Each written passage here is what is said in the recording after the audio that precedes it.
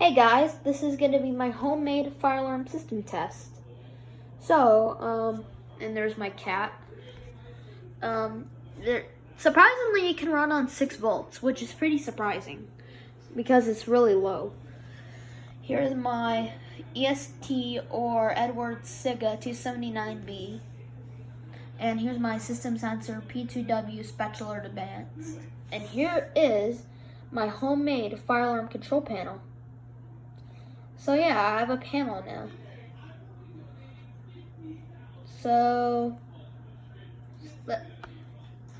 seriously, AC? Never mind. Let's just go ahead and pull it.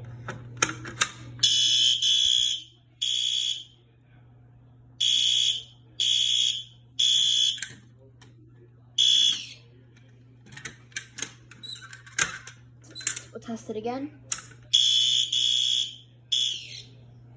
That's the silence switch to silence the alarm.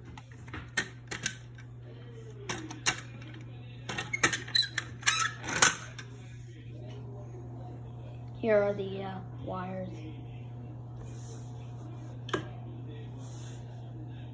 Alright, and this is the drill switch. Like if you don't feel like using the smoke detector or using the pull station, you can use the drill switch and that'll set off the alarm. Watch.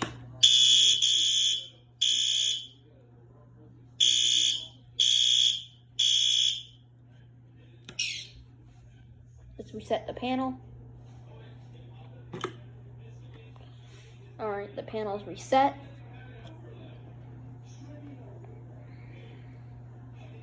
The panel is upside down right now.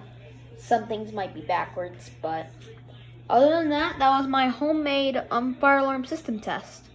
Alright, hope you enjoyed this video. Hi.